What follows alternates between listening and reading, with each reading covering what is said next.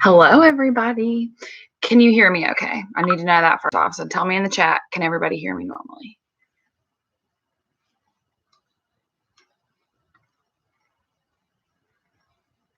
Okay.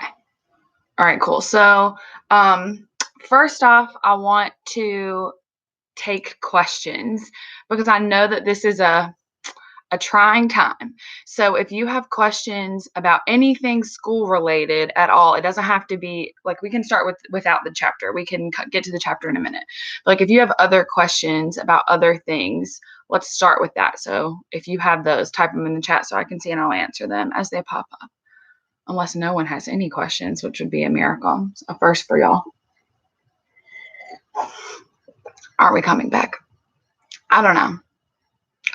Honestly, I have no idea. Very off the record. I don't think so. Honestly, I don't think so. The state superintendent, Mark Johnson, was in an interview yesterday, and he said that it really looked like we definitely weren't going to come back at the start of April. But then he said some other things in the interview that alluded to we would not be coming back for the rest of the year. They have to work out what they want to do with testing first. So like all the NT finals and stuff, which doesn't affect you guys. College Board is going to announce their decision about you guys by the end of the day today. So we'll see what happens with that. They sent out a survey to a bunch of students who are enrolled in AP classes about what types of testing that they would have access to or what they would be comfortable with. If any of you got a survey, I would love to know, because I would love to know what the questions were. All of the AP teachers have been speculating because we didn't get to see the survey. But as far as NT finals go, I think they're trying to pass a law to waive the finals. So they can't call school until they figure out what to do about the finals. So we'll have to see. Does our quiz start right after the review? Your quiz is actually already live, but I figured I would do this so that most people, like, as soon as we're done with the review, you can go ahead and like do the quiz. That would be kind of nuts. I don't see that happening. Yeah, I think they would just get rid of state exams. They asked about online testing. Yeah, I do know that. I know one of the questions I saw circulating on the internet from the survey was, would people be comfortable with a 45-minute free response only test? So I don't know about that. I would honestly, truly be very upset if they only did multiple choice, because we've spent so long figuring out all of these like writing strategies and learning how to write. And if they only did multiple choice, that would be a lot of wasted time and I would be super annoyed. But I don't know. Yes, the quiz is timed. I calculated the same amount of time that I give you in class. So like 1 minute per every free response. And then there is an SAQ, and I factored in like 12 minutes for that. So just keep an eye on the clock. When there are 12 minutes left, know that you should be like moving on to the SAQ part.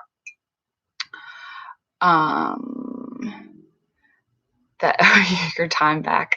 I know. Yeah, some of you who had me for civil liberties last semester, you're done with me now. Like, if we don't come back, you're truly done with me. Are the questions longer? Allie, do you mean on the quiz? Like, are the short response questions longer? Is that what you mean? No, they're the same. They're literally the same type of question.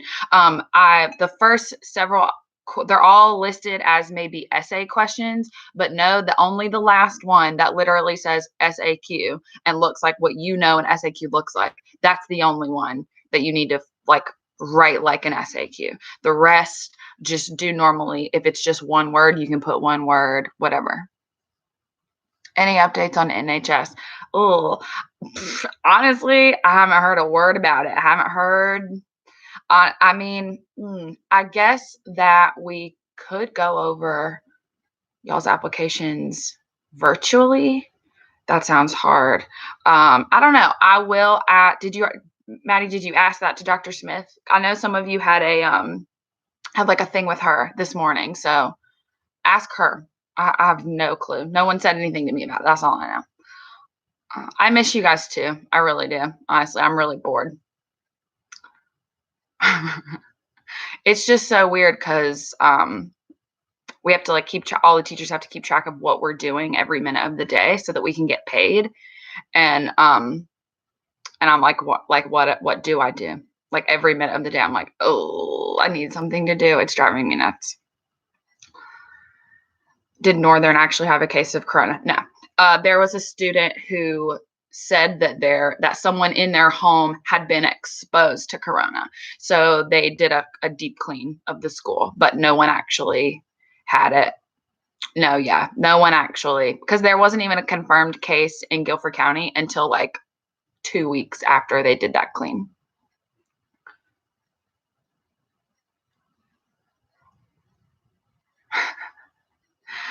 Any other questions? I know that your biggest question is just like, what are we doing? And the answer is, I don't know.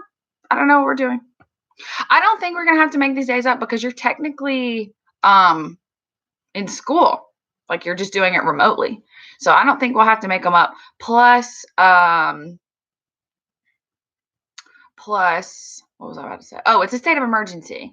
And when we're under a state of emergency, I don't think we have to make up the days quite the same, if at all. Like if you remember last year, I know y'all weren't with us, but even at your old school, they had to add 5 minutes to school, right? Because that was the way we were going to like make up some of the days, and then some of the days just got like forgiven and wiped away. And so I don't think that'll really matter. Amber, I'll definitely get to that. Teacher exams. Honestly, I feel like teacher exams will probably still be the same, especially if you don't have NC finals.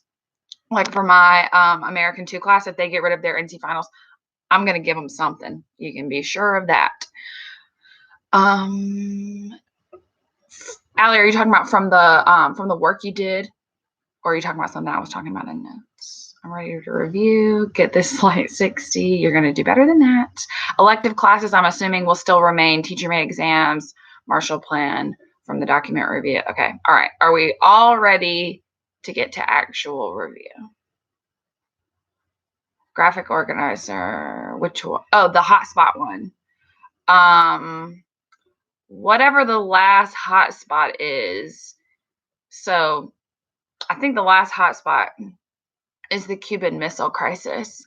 And I did already cover that, I believe, in the notes. Did I cover? No. That's not due today because I'm pretty sure I don't do the Cuban Missile Crisis. Actually, I've already recorded those notes. I just you guys haven't done them yet. So I'm pretty sure that it won't be due until the last one is done. And I'm pretty sure the last one, if I'm remembering right, is the Cuban Missile Crisis. So after we do that, which I'm pretty sure you guys are doing on Monday, I actually have Tuesday. So that so it'll be due Tuesday.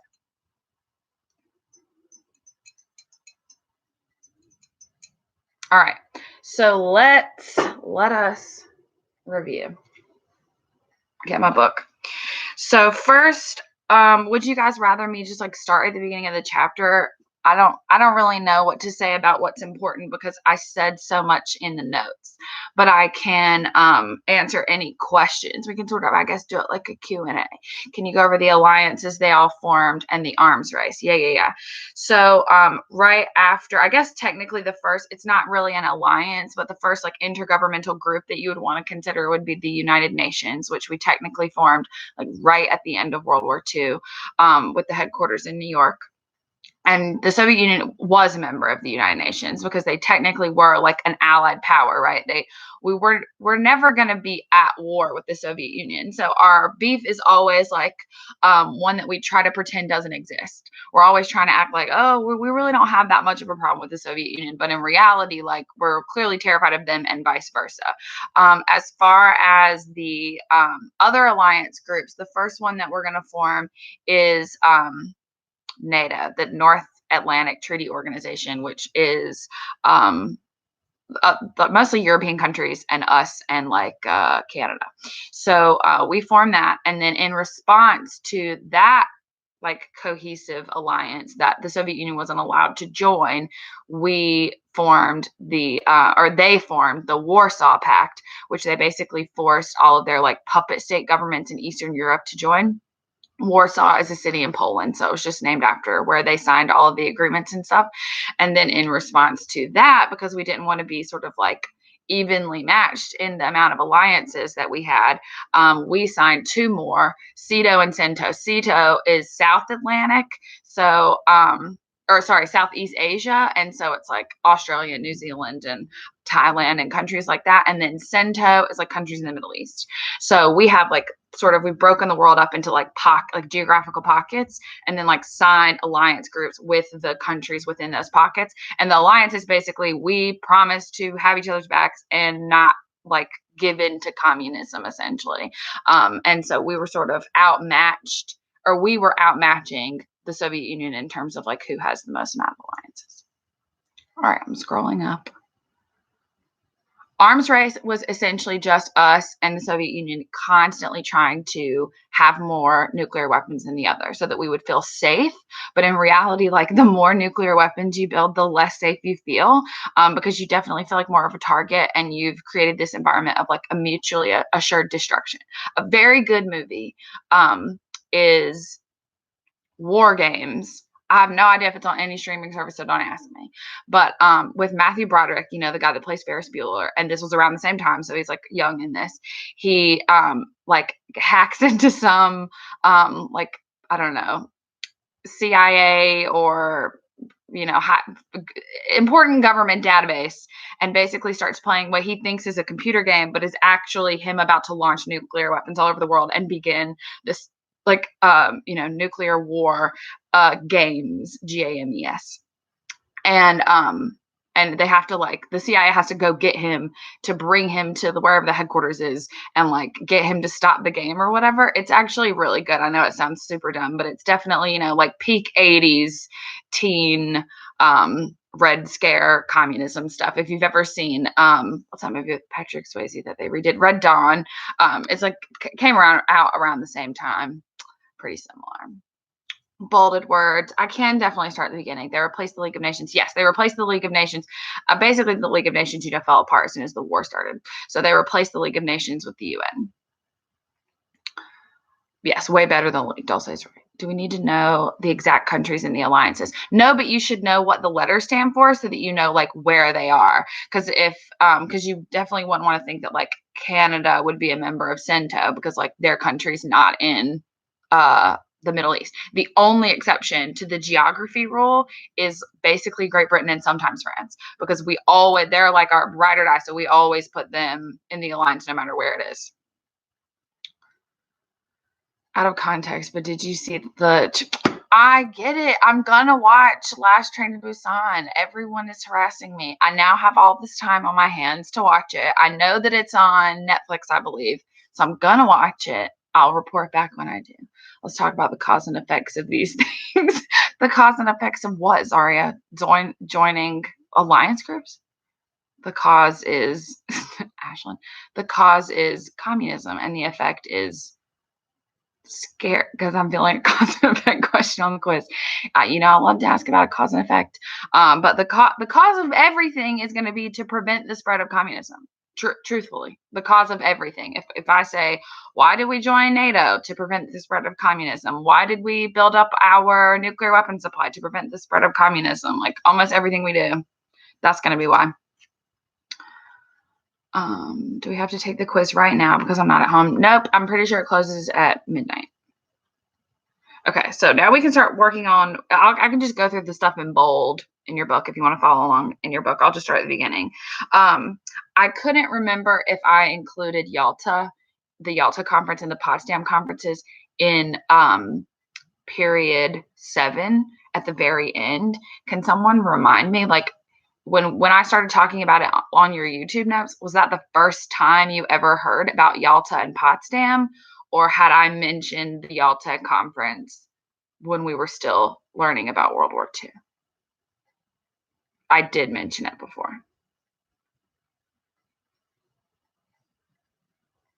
Okay, I did. All right, cool. Well, basically, We heard about it in period 7. So pretty much the only thing to know is that at the first one, Yalta, we didn't make any significant decisions because we didn't want to like push the Soviet Union because we still needed them. Potsdam is where we make all the decisions, where we're going to like divide Germany up and divide Asia up and do all of these stupid things that are not going to work well at all. And that's where we, I guess, would consider, because that's pretty much like after we sign all these agreements at Potsdam, we don't need the Soviet Union anymore, because we're not really like having to work together. That's when we're going to start to see like the separation between the two of us. Other questions about conferences or post-war decisions before I start going on to stuff in bold? Gravy. All right, UN, we talked about the Bretton Woods Conference. That was where we, if you remember in the video notes, I talked about creating the World Bank and the International Monetary Fund. That is where I'll get to the Rosenbergs. That's where we created those things, was at those conferences, to try to like prevent ourselves from having to be this like money pit for the rest of the world, since we were like the only people who weren't completely devastated by the war. Nuremberg war crimes trials. That's just the trials where they put all the Nazis on trial. And of course, their defense was like, I was following orders. And everyone was like, I'm not following for that. Another good movie, Judgment at Nuremberg. Very good. It came out in the 50s, like right after the trials were over. It's in black and white, but very good. The Yalta and Potsdam conferences is what I was talking about. Yeah. Berlin Airlift. So there's two different Berlin crises. The first Berlin crisis is the Berlin Airlift situation. And the second Berlin crisis is when Kennedy and Khrushchev will get into a fight, and they'll build the wall. Or not Khrushchev. Yeah. Is it Khrushchev or Stalin by that time? They're all running together in my mind, but I'm pretty sure it's Khrushchev. But so there's two different things that we would call the first Berlin crisis and the second Berlin crisis. The first one's the airlift, and we have to like airlift supplies in because Stalin has shut down all the roads. He didn't build a wall then. The wall will come like much later. But at this time, he had just closed the roads. So we had cause and effect. Cause is paranoia between the two. Like the cause is we're trying to bring a new currency into Berlin. And Stalin is fearful that that's a capitalist conspiracy to undermine communism. So he shuts down all the roads. Effect is increases tensions between the two countries, and the Berlin Airlift would be an effect of him closing down all the roads, which we have to do for a couple of years. I hope that makes sense, Aria. Imagine if there weren't any cause and effects. The question is compare and contrast. Oh, Allie brings up a good point. And now don't ask me to do compare and contrast. The Truman Doctrine was essentially just Truman saying, like, we're going to help anybody that needs help defending themselves from communism. And he was specifically trying to help Greece and Turkey when he issued this doctrine, but we'll use it anytime we need to defend some other country in the future or cut a aid package for any other country in the future. Like it says, $400 million to bolster Greece and Turkey was originally the goal. And it will work. They both will get that away from them. The containment doctrine. Containment is a lot more broad. Containment is more like, we're going to work to keep communism where it is. The Truman Doctrine is specifically like, if you need help in if your country needs assistance in defending communism, because we want to contain it, we will provide you with financial assistance. So if that means, sending you money so you can purchase weapons, medical supplies, whatever, then we'll financially help you. And then that'll get extended when Eisenhower's president to target the Middle East. NATO, CETO, CENTO, and the Warsaw Pact we just talked about. Any questions about the Korean War? Containment doctrine is just like us saying what our foreign policy is. Pretty much, yeah. And containment's going to be our foreign policy for 30 years, 40 years. Any questions about Korea, or can I move on to Korea? I feel like it's pretty straightforward.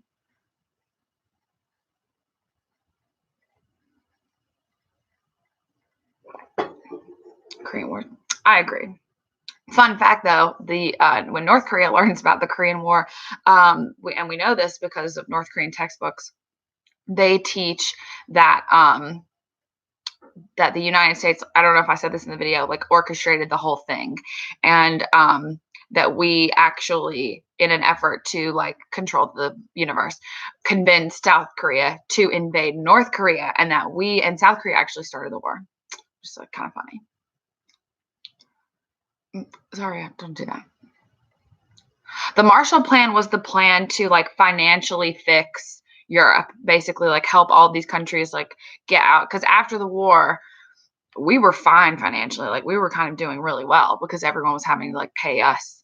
Not only like Germany and the Axis powers having to pay us reparations, but even our allies were having to pay us because we had like provided them with so many materials during the war. And everyone else was like broke. And so the Marshall Plan was the plan to like fix everyone's economy afterwards. They just had to like basically take our and come to this conference and listen to us pitch capitalism, essentially. And if they did that, then they would get the money. What about Lisa Ling? How did she do it? That's not going to be on the quiz or anything, but why are you growling? Sorry, my dog's here. She basically pretended like she went in with an optometrist who's an eye doctor, and she pretended to be an assistant of his and brought in video equipment to like record his procedures. But really what she was recording was like everything North Korea related that she could see. He's a terrier. He's a mutt. Do you want to see him? Doesn't he look like he's been homeless for 100 years? Because he basically has. I'll get to Alger Hiss. Y'all are keep asking about Alger Hiss. Would an effect of the Korean War be that Truman didn't get elected in 100%. 100% because of all of the chaos within the Korean War plus the drama between him and Truman. Would you let us watch Inside North Korea? And I haven't come up with anything because I don't really know how accessible it is online. If you can find the old Inside North Korea, if you just take notes, I guess, and like email me the notes from the video, that's totally fine. The new series that she did, I have no idea because I haven't even watched it yet, and it's like multiple episodes. So I guess you could do the same thing for the new one, but I haven't seen the new one, so I'd have to watch that. What was the conference in the Marshall Plan called? Ooh. It was like the Paris Economic Conference or something. I'm not going to ask you that, but if you do want to know that, because if you're worried like College Board might ask you, you can look it up. But I'm pretty sure it's like the Paris Economic Conference or something. Of course it was Paris. Y'all are too generous. He's not that cute. The outcome is just the border. Well, the border existed before. The border was always there. Well, I guess like after the war, the border was there. But after the war, we just sort of like reinforced the border. We just like, so there really wasn't a lot of change within Korea after the war from before the war. It was already North and South, and it remains North and South now, divided at the same line. The only real difference is that now there's like heightened fear and paranoia that we've like used it as a proxy war with the Soviet Union and China. Okay, I'm going to leave Korea behind. All right, so Red Scare stuff at home, House Committee on Un-American Activities. So now I can finally get to, what was the name of the armistice sign? I don't know if it had a name. I mean, I'm sure it had a name, but I don't know, like North Korea Armistice or something.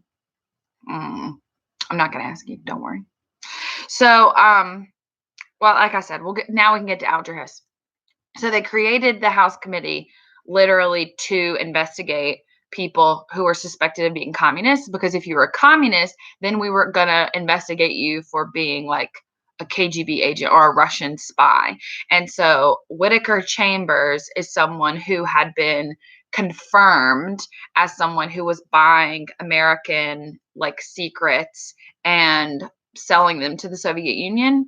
And the person that he claimed he had got them from was Alger Hiss, who had worked for the U.S. State Department.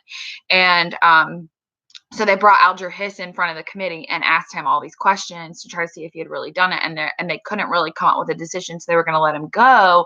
But then Whittaker Chambers, Alger Hiss and Whittaker Chambers. Whittaker Chambers was like, no, I have proof that Alger Hiss is the guy that I got it from. And he was like, I have all the original documents. And that's when he took agents to the pumpkin patch, a literal pumpkin patch, and inside of a literal pumpkin was all of these top secret government documents from the desk of Alger Hiss that he had sold to Whittaker Chambers. So Alger Hiss got convicted. So he actually was a secret Soviet spy. I'm not sure if he, necessarily believed in communism or was just like looking for a payday. But either way, and that the fact that they were able to investigate someone and actually like find a person guilty with like real evidence, that increases more fear in people's minds, because now they're even more. I have no idea how he got it in pumpkin, honestly. What I imagine in my mind is a Ziploc bag, because I'm like, if I put pumpkins are wet. If you've ever carved a pumpkin, pumpkins are like slimy. If you just like shove paper in there, like it's gonna get gooey. It's not gonna stay official. So I'm imagining like a plastic Ziploc bag inside of a pumpkin, and then like you just cut the top off, put the bag in, put the top back on, set it on the farm.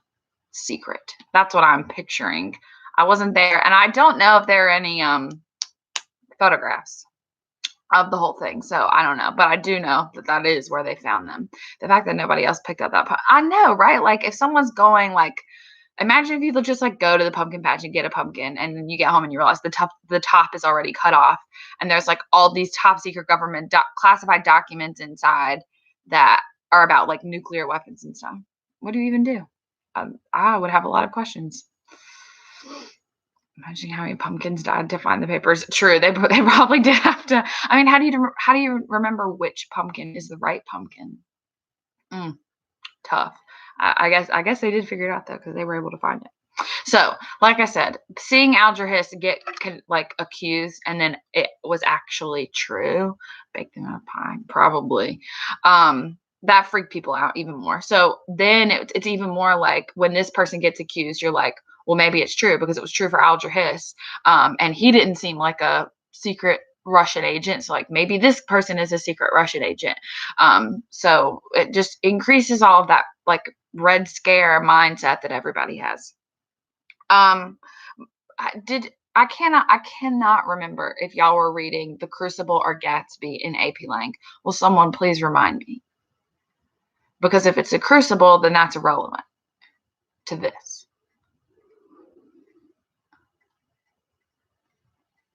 The Crucible or Gatsby? I think no one's answering me, but The Crucible. Thank you, Stephen. Both. I mean, I know you read both, but like, which one were you reading right then? Not reading anything right now. Well, I'm sure you're going to be reading something soon enough once we figure out what the crap we're doing with all these AP classes. But The Crucible. Okay, so The Crucible was written about this whole thing. Like, yeah, it's about the witch trials, but not really. It's really about this. And like McCarthy, being on this like witch hunt to find all of these communists. And in the same way, I talked about this in the video, in the same way, both, but we haven't started either. How is that possible? How can you say you're reading both, but you haven't started them? You mean like you were supposed to start them, but you haven't started them? I could see that being true. But nevertheless, the Crucible is all about like the paranoia. Stop. Gatsby was in honors English. We have the, but it's all about like this one person's accused, and then it doesn't matter because like I wasn't in Salem, but I'd be willing to bet that none of those people were witches. Like I said, wasn't there, didn't know them, don't really know if anyone wrote their name in the devil's book. But if I had to put money on one way or the other, I would say probably both, or probably all of the people accused were not guilty. And but it didn't matter because like as soon as they were accused, the whole community like bought into that belief, and it creates this like fear and paranoia of like one, everyone around me can't be trusted. Two, I'm constantly in danger of being also accused of witchcraft. So like I have to be so aware of what I say at all times. And that's essentially what was happening here as well. One, you're constantly in fear that anyone around you or anyone that works for the federal government, like no one has your back. Everyone could be a Russian spy. Two, anything you do could be perceived as someone who has communist leanings, socialist leanings, or supports the Soviet Union or works for the Soviet Union. Like you wear a red shirt or a red tie to work, and everyone's like, red? The color of communism? And then before you know it, you got, FBI at your door asking why you wore a red tie to work. So it just creates this whole atmosphere of like chaos. And that's exactly what McCarthy did. And he really pretty much did it to like skyrocket his own career because it really worked for him. People definitely saw him as like the leader of the person trying to like point all these people out, like Abigail Williams, like constantly accusing all these people of witchcraft. What ended up falling apart for him was when he started accusing soldiers and people in the U.S. Army. That's when people were like, okay, those are heroes. Why are you accusing them of being a communist? Like, shut up. Why didn't anyone accuse McCarthy of being communist? The people ask me that every year. I have no idea. I guess he just seemed like too untouchable. Someone should have accused Abigail Williams of being a witch. Was this why conformity became popular? Absolutely. Because if you're not conforming, like you're an outcast, and like you could be, are you a communist? Like, do you believe in that stuff? Are you a Russian spy? So that's definitely one of the reasons why there's even more pressure like to conform during this period. Where did you get Inside North Korea to watch it? I used to get it on YouTube. I can't find it anymore. I now own it on Amazon, which can't help you. But you should be able to watch it if you have your own cable login. You could probably watch the new one on Nat Geographic's website. All right. Army McCarthy hearings we talked about. Post-war economic anxieties, Taft-Hartley. So this is like fair deal stuff. Gotta go deep into the dark web, honestly. I will get to the age of conformity. I will talk more about that. And I talk more about that in the notes that you're gonna cover on Monday, because that's gonna be something that comes up a bunch of times all through this period. And so if you don't feel like you have enough in your head about conformity, I'll hit more on that in terms of like television and media reinforcing those beliefs in the notes that I'll post on Monday. Well, they're already on YouTube, but I'll post them on Canvas on Monday because you don't need to do them. Yeah. No notes over the weekend. Do you want notes over the weekend? I can go ahead and post it now if we want. All these deals. I know. So remember, the first deal was the square deal. No. Okay, fine now. The square deal. And who was the square deal? Someone tell me. What president had the square deal? I should offer extra credit. I should like quiz you on live and like the first person who Roosevelt. Which Roosevelt? Teddy Roosevelt. Yes. Rosie. Ooh. So yes, Teddy Roosevelt had the square deal. Square deal. New Deal. How could we forget the second Roosevelt? Franklin Roosevelt. And then this is the fair deal, the last deal. At least let's hope it's the last. But the last deal, because he's really trying to like, remember, he didn't really like run for president. He inherited it when Roosevelt died. And so he's trying to like bounce off what FDR was doing and was like, oh, you loved FDR. You elected him 4 times. Like, you love me too. I'm the same. We have the same, verbiage and things in our agenda. Vote for me. I'll give you the new deal called the fair deal. But it just didn't work because like people didn't love Truman the way they loved Roosevelt, and he wasn't quite as good as like working across the aisle as Roosevelt was. So he couldn't get any support from Republicans. He got minimal support from Democrats, his own party. So it just didn't work. But things that he had in that were like GI Bill, Taft-Hartley Act. I talked about, expanding Social Security. It outlines a lot of it in your book. Did he actually call it the fair deal? Yeah, he actually called it the fair deal. You think I'm making that up? I just want to hand out more deals? No, he really called it a fair deal. Same reason that Roosevelt called the New Deal the New Deal. He's trying to like connect to the square deal of the first one, the GI Bill. So the GI Bill is a bill for soldiers and veterans to say like that they can have access to very, very low interest loans. So yes, GI Joe. So you can, if you're a veteran, and the GI Bill still exists. Like I have friends who and family members who are in the military and use the GI Bill to pay for their college.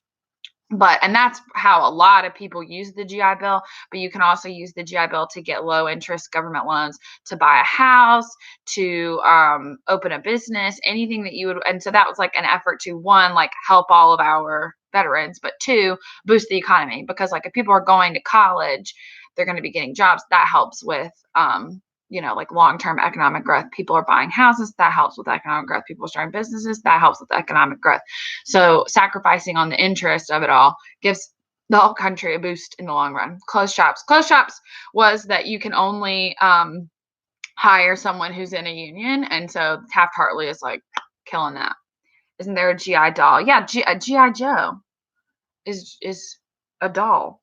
Well, an action figure, but it is a doll. Contracts closed to contract shops. What? Don't listen to Zaria. I don't know what she's saying. All right, I'm gonna keep rolling. I'll have to come back to that. That was Vietnam, wasn't it? GI Joe. Yeah, I do think the doll GI Joe came out in the 70s. Okay. So can I move on to migration of the Sun Belt? Because that's a big thing too. So on the slide that I had when I was talking about the Sun Belt, you saw like that sort of like wavy red blob at the bottom of, what about the Rosenbergs? The Rosenbergs, Julius and Ethel Rosenberg, they were civilians. They weren't like government employees or anything, but they worked for a company that did government work in the private sector. So they were working on like nuclear, weapons production or research or something. And they sold, maybe, we don't know, information about our nuclear weapons to the Soviet Union. And they were both convicted and executed of espionage, the only civilians to ever be convicted and executed of espionage.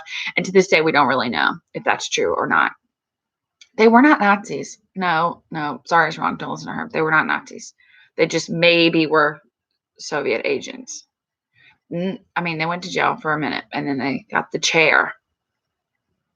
If you have HBO Go, there's a documentary called Heir to an Execution, where their like granddaughter films this granddaughter or great granddaughter, but I think granddaughter films this documentary of herself investigating were her grandparents or great grandparents or whatever they were like really guilty. Man in the High Castle, really good. If you haven't seen Man in the High Castle on Amazon, 10 out of 10 recommend. All right. So like I said, Sun Belt. People are going to start moving to the Sun Belt for a variety of reasons. But it's all the way from like the southeast US where we are all the way to the southwest, like Southern California. And so it's going to be a lot of people from like the north and the Midwest moving to the south. So it's sort of like the reverse Great Migration, but it's not necessarily one race of people. If anything, I would say it was primarily white people moving from north to south. But at the same time, there are a lot of Latino immigrants moving across the border and settling in that southern region because it's just not quite as far. So on every end of the spectrum, the South's population is going to be increasing. And here, when I say the South, I don't mean like us, the South. I mean like literally the entire southern chunk of the United States, like I said, all the way to Southern California. And so that's going to have there's a lot of reasons that was happening. There was a lot of job opportunity in the South at the time. On top of that, they had a lower cost of living. We still have a lower cost of living. When you go to college, you'll find that there are a lot of Northerners that go to Southern colleges because they're so much cheaper. On top of that, it's the climate was definitely like more appealing to people.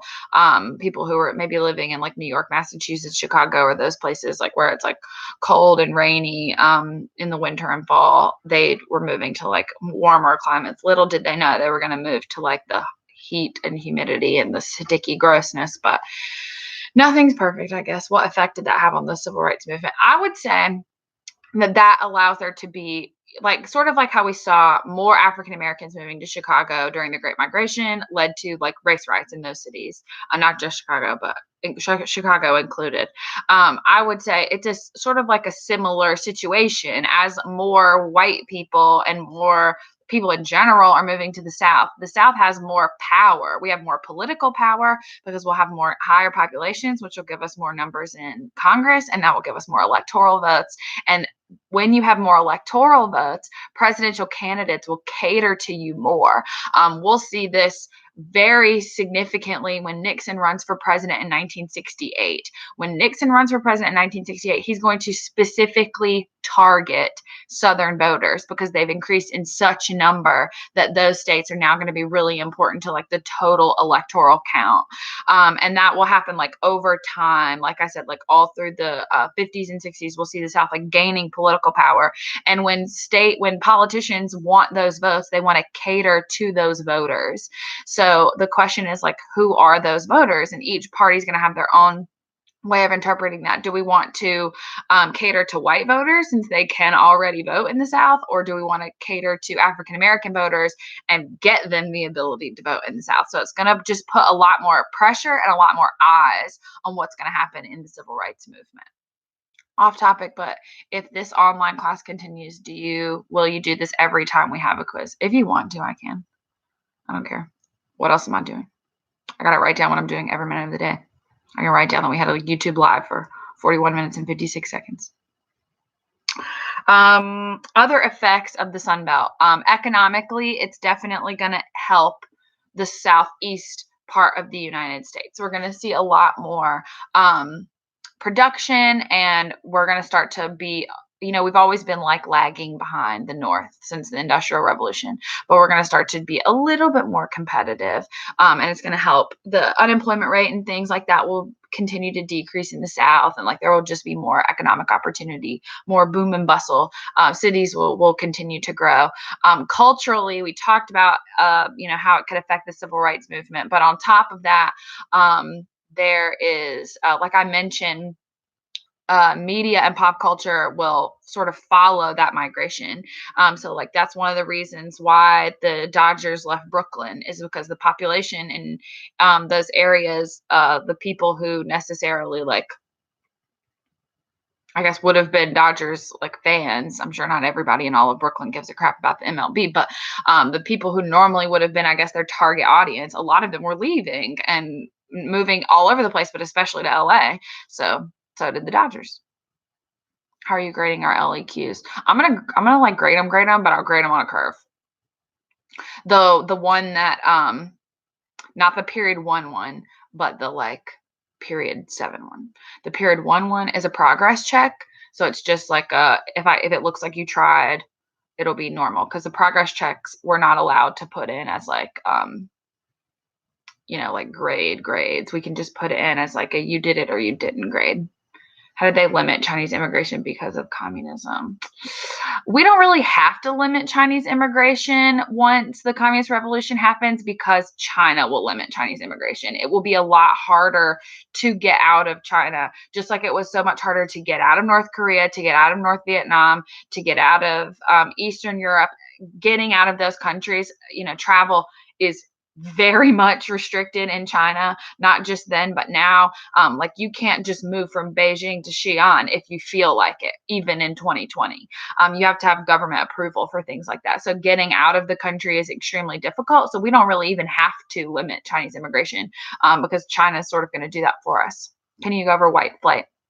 white flight will start to happen during that Great Migration period, where like more African Americans and other minority groups are moving into cities, and white people are like, oh, you know, my neighborhood's gone to crap. We got all these other people living in here. We want to leave. And white people actually have the income level to leave. Most minorities and people of color don't have the ability to leave. Not that they would want to, but like they couldn't if they really wanted to. It's one of the reasons why they're moving there. But white people, you know, having so much more of an income compared to people of color can move. And they don't move far because then, you know, like most of their jobs are still located in cities, but they will start to move to the suburbs. And so as those suburban communities grow, then there's going to start to be like not just, you know, before it was just like there are houses in the suburbs, but if you wanted to like do stuff, you would go to the city. But now, because there's so many more people living in the suburbs because of white flight, they're going to develop like whole communities. There will be schools in the suburbs and shops in the suburbs. And that's when we'll start to see sort of like, you know, if you close your eyes and imagine the 1950s with like soda shops and milkshakes, that's all going to be in suburbs. For some reason, it's harder to write them online than on paper. I've heard more than one person say that. I have no idea why. If it helps, plan it on paper, you know, and then type it. Are we going to end up having our test online? I mean, I can't say that for sure. Your test is scheduled for the 15th, but it's looking like it. Looking like that's going to be online. I think that's sort of the end of the chapter, except for like Levittown, but we were sort of just talking about that when we were talking about suburbs and the baby boom and stuff. Levittown being Long Island's like first really big suburban development. It was, you know, all these like mass produced houses. You could buy a house out of a Sears catalog. If you wanted to, you would literally, they had like a whole catalog of houses. You just pick the house that you want and they would set it up in like 10 seconds on whatever lot you bought. And I want to be clear, Levittown was all white. There was not a law saying that black people couldn't buy or anyone of color couldn't buy a house in Levittown, but like they wouldn't have sold it. I've seen some interviews. Dr. Smith showed some in her classes in the past. I don't know if you guys were ever able to get to anything like that, but they have interviews with people who lived in these suburbs, Levittown being one of them, interviewing like, how would you feel if a black family moved into the neighborhood? And they were all like, don't even say that. Why would you even say that? Why would you even speak that into existence? Like they were very much against it. And there's a lot of documentation about things that the Levittown community did. If any of you live in a suburb, you probably have heard of your parents or someone talk about like a housing association. And that's who sort of like makes the rules for your community. Redlining, exactly. Ashlyn's right. And they would... like there's I read once a citation that they sent a white family because they had I guess like one of their kids had some friends over and some of the kids were black. So there were black and white kids playing in the front yard, and the housing association like sent the family a letter and was like, that can't happen. That's not good for the neighborhood. You can't do that.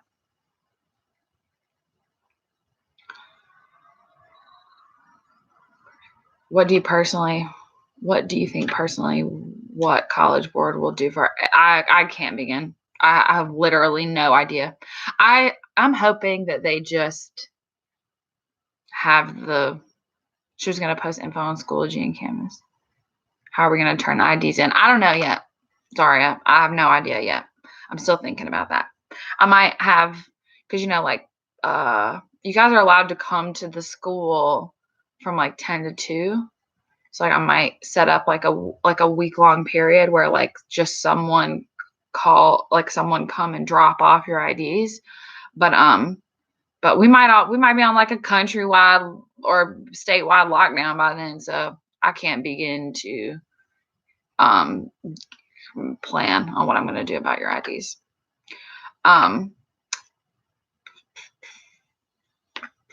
Cancel it. We all pass. No freaking way. All right. Does anybody, I think that's like a 50-minute question and answer. Are we on lockdown now? No, we're not on lockdown now. Some states are. Pennsylvania is and California is. They're on safe at home or quarantine in your home situation. Shelter in place is sometimes what they're calling it. But I'm not going to dismiss IDs, give that up. But but it basically just means like no non-essential travel. And they're closing like all life-sustaining businesses. So like unless you're a grocery store or a medical facility, like your business has to close. And unless you're on your way to a grocery store or a medical facility, you can't be out. The quiz is closed at midnight, right? Yes, I'm pretty sure. So they can't leave their homes at all, not unless they're going to like, one of those places. So ChickfilA would close. I don't know. It just depends. Some of the states have been letting restaurants that do takeout and drive-thrus stay open. So so they might be able to stay open, but like anything else, I know Chick-fil-A's already closed all their dining areas, and I'm sure that they would do that. Do I think we're going to do that? I have no idea. How do they know where they're going to, though? They have cops and National Guard members all over, and they'll stop and ask you, where are you going? We already cut down our staff way too much. So, yeah, we're only going through drive-thru and mobile orders for pickup inside. That makes sense. They said that yesterday, the number of people applying for unemployment went up by 70,000.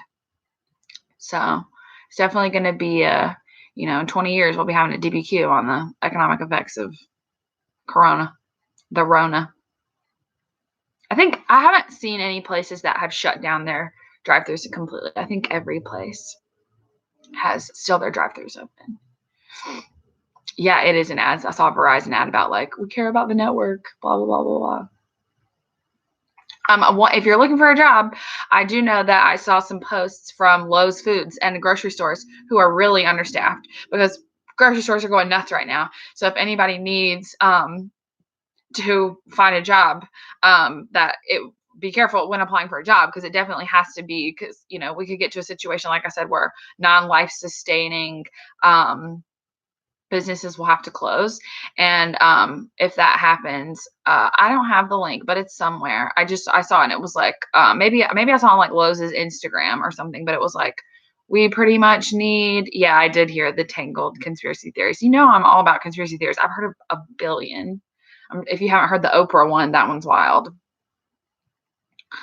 All right. Well, I love hearing your questions, and I would love to keep talking to you, but I have a whole, 2 whole other classes of people who have been blowing up my phone, asking me questions, because one of them have a test today. So I have to get to those. So unless anybody has any final content related questions, then I suggest everyone go ahead and take your quiz now while you got all this information fresh on your brain. Don't stress out about the time. It's normal stuff. I will definitely do a review like this before your test. And if you have any questions while you're taking the quiz, like if you get stuck or something, you can just text me. Is that all for the review of the chapter? Yeah, we've done I went through the entire chapter. I literally held it in my hand and flipped through every page. So everything that is really in the chapter that's important, we went through. All right. Don't be stressed.